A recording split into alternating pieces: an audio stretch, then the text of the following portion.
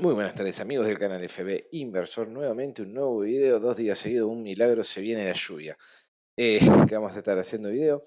Hoy vengo decidido a amargarle el día, o sea, en enero, para cargarles bien el año, que acá a fin de año la pasen muy en imagen para los más jovencitos, que seguramente no van a saber qué carajo es el Titanic. El Titanic que se hizo concha contra un iceberg, se hundió, murieron el 90%. Y después la otra imagen hermosa que tenemos es el Poseidón, película más de estos tiempos, más contemporánea, que si la buscan en Netflix o en esas plataformas seguramente va a estar. En esta película, bueno, en vez de pegársela, se la llevó puesta un tsunami y los dieron vuelta como una media. Cajú, no quedó nadie. ¿Y esto que viene? Yo veo que en el barquito este del Poseidón están sentados el gobierno argentino y la banda del FMI diciendo: ¿qué tenés? Tengo un ancho, tengo. Están como los del póker del ESPN, que están todos con la cara dura. Y vos por atrás le podés ver las cartas, ¿no? Decime, este hijo de mil, ¿cómo se hace el que está poderoso y no tiene nada? ¿O cómo sigue adelante con esas dos porquerías que tiene de carta? Y después muchas veces se ve que la gente dice: no, porque ahora Argentina arregla con el FMI, no sé, empieza a brotar guita, qué sé yo, comeremos papeles para cagar dólares. La verdad, es impensable qué es lo que podemos llegar a creer, ¿no? Que pueda llegar a ser un arreglo. Tengamos en cuenta que lo que se está arreglando también son los vencimientos, porque el gobierno anterior, ¿qué hizo? Le tiró los vencimientos al que seguía, ¿no? O sea, si eran ellos mismos iban a tener un problema. Ellos perdiendo, creo que terminaron, como dijo Victoria Tolosa Paz, terminaron ganando porque no se compraron el quilombo. Y los otros que se estaban postulando también son unos caraduras, porque si vos te postulás sabiendo todo lo que se viene, después no digas: pero el otro me dejó, el otro hizo, porque todo esto es debido al excesivo gasto que tiene el Estado, que lo tenemos que cubrir los que trabajamos, que somos 8 o 9 millones de personas. Entonces, si vos ves todo el gasto que tiene el Estado para cubrir, no voy a hablar mucho más de esto porque puedo verme en un plano más político y herir susceptibilidades, pero si seguimos creyendo que la mentira tener derecho a la educación nos va a servir de algo, y bueno, vamos a seguir pagando platos rotos. Tenía que decirlo, es más fuerte que yo. Entonces, nada, visto el plano macroeconómico, están sentados en el Poseidón y va a venir la ola y se los va a llevar puesto. Pero más que amargarte, tenés que estar preparado, tenés que estar atento. Vamos a ver.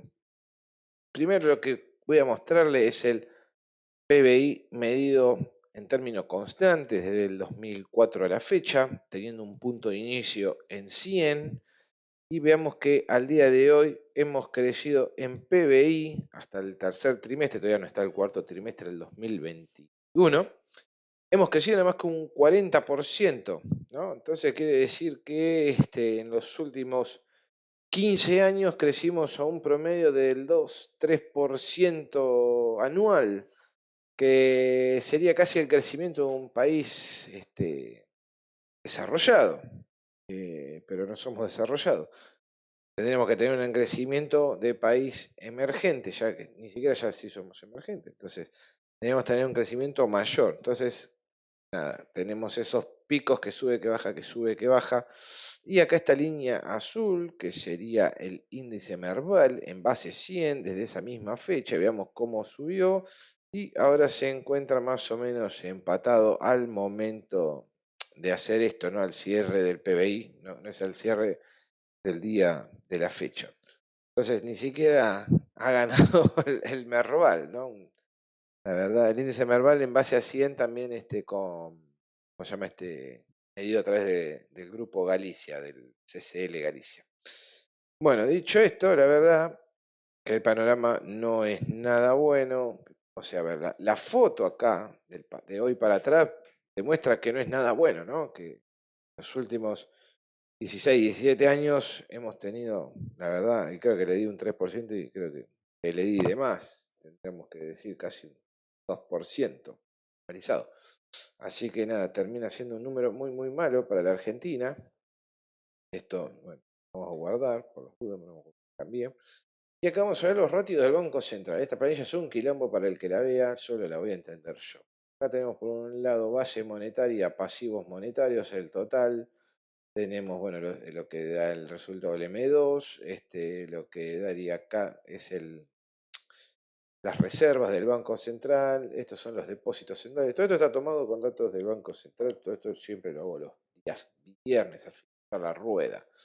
Bueno, ¿qué vemos acá? El ratio del dólar. El ratio del dólar, ¿qué surge? Es agarrar el pasivo del Banco Central, que son los pesos, y dividirlo sobre el activo, o sea, los dólares totales, sean reservas, sean swap chinos, sean moneditas de cobre, lo que fuera que tenga como reservas en dólares, y eso me da un objetivo, que es la línea celestita, ¿verdad? Y que viene siendo creciente, me da por arriba de los 200, me da en 215. Y la del Banco Galicia me está dando por debajo en 208. Esto fue al cierre del viernes pasado, como les decía, el viernes 14. Y vean cómo desde septiembre del 2020, el Galicia, siempre la expectativa estuvo por encima de la realidad. Y en esta ocasión está por debajo. Esto que nos está diciendo que los 208 pesos que cerró el viernes, cerró en un precio relativamente barato, en términos de ratios, no en términos de valor mercado. El total del pasivo, veamos que desde septiembre, finales de septiembre del 2020, pasa de casi 4,8 billones para llegar a los 8,5, y veamos cómo en las últimas semanas, ¿no?, crece el volumen hacia arriba. Eso quiere decir que estamos emitiendo y encima ahora el Banco Central sube la tasa. Entonces, si te sube la tasa el Banco Central, que es un banco no recaudador, ¿cómo va a pagar esos intereses? Emitiendo. Ergo, a futuro va a haber más inflación, mayor devaluación. Por otro lado, lo que podemos ver es las reservas del Banco Central que venía, ¿no? O sea, desde el 2021 fueron creciendo un poquito. Tengamos en cuenta que, bueno, en los Estados Unidos hubo un poco de inflación, la soja se fue, como quien dice, a máximos, no sé si a máximo histórico, pero se revalorizó mucho. Tuvimos una campaña también récord de granos, pero todo tiene un final, todo termina. Entró ¿cómo se llama? Los DEX del FMI, y empezamos ya a hacer Argentina de nuevo, y veamos que estamos casi en mínimos de este gobierno, ¿verdad? Veamos cómo estamos ya llegando casi a perforar los 20.000 millones, y el Banco Central en cualquier momento lo va a empezar a bancar los depositantes. ¿Esto qué quiere decir? Que cuando estas dos líneas se crucen, la liquidez la va a aportar el sector privado y no el BCRA. Y también lo que tenemos es que, ¿por qué se puede dar ese escenario? Porque esto al cruzar a la baja y al cruzar a la alza, también tenemos que tener en cuenta que está el swap con China, que más o menos se calcula que son unos 18.000, 18.500, 19. No se sabe casi el número exacto del swap con China, la verdad nunca lo pude encontrar. Si alguno lo sabe, me lo puede generosamente comentar. Y bueno, nada, la verdad es que la Argentina en ese sentido no está en una muy, muy buena senda.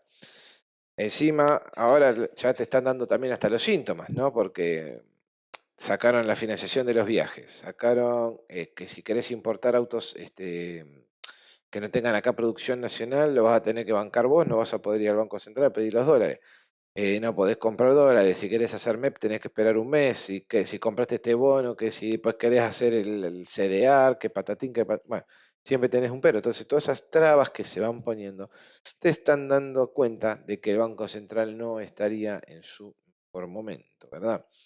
Entonces acá lo que podemos ver también, que el promedio histórico y la brecha del CCL versus el ratio, más o menos que venía viajando en una zona del 13%, hoy está por debajo, está más barato que el ratio. Entonces son momentos para dolarizar su cartera, ¿verdad?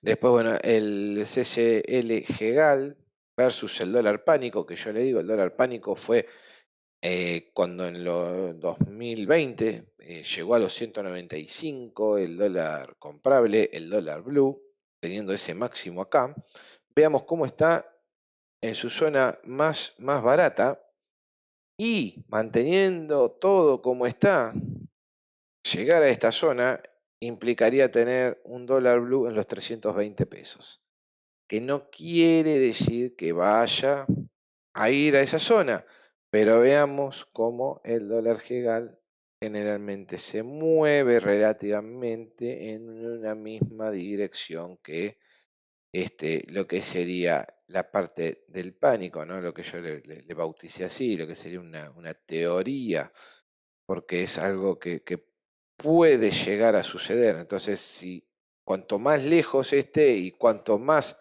emisión monetaria tengamos, y la verdad que esto debería empezar en algún momento a converger al alza, ¿verdad? Bueno, la brecha mayorista versus el GEGAL, manteniéndose ya casi decididamente por arriba del 100%, teniendo acá este máximo en aquel dólar susto, ¿no? Como les estaba antes, en los 129, perdón, 129%, 130. Y estas semanas anteriores, finales de año, hemos llegado hasta el 120 para noviembre. Después de ahí empezó a bajar después de lo que fueron las elecciones, ¿verdad? Podemos decir que dio un poco de, tal vez de calma, que hayan perdido las elecciones, y posiblemente sí, pero bueno, también la realidad es que con las cosas que hace la oposición, más que oposición, parecerían ser los mismos, pero con otro color.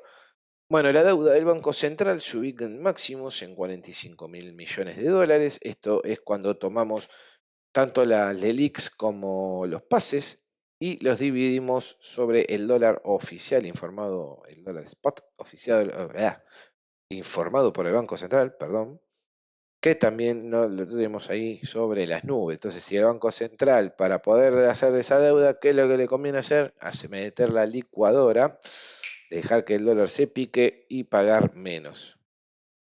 Y después lo que tenemos es el crecimiento o la variación de lo que sería el pasivo del Banco Central.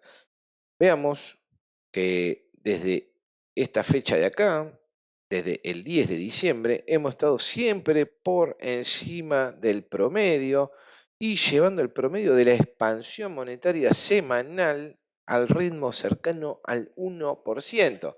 Que si eso lo elevamos hasta el fin de año, que son 53 semanas, debería darnos algo así como un 60, casi un 60% de inflación. Así que, nada, perdón, de emisión. Si tenemos una emisión del 60% creciente, bueno, generalmente la inflación va a ser más o menos acorde a eso. Base versus la deuda. Veamos cómo la deuda del Banco Central, que es la azul, versus la base monetaria. Quiere decir que debe más de la plata que tiene, que hay en circulación. Entonces, cuando esto empieza a converger acá al mercado o a la calle, más inflación asegurada para todos y para todas. El ratio deuda sobre la base, veamos cómo la deuda en pesos equivale casi a una base y media, a un 140% base monetaria, claro está. Perdón si a veces hablo con términos muy técnicos, no me entienden, ya saben que me pueden preguntar todo lo que necesiten. Bueno, teniendo como máximos la zona del 150%, así que si esto sigue creciendo, el dólar lamentablemente va a tener a bajar. Perdón, a aumentar.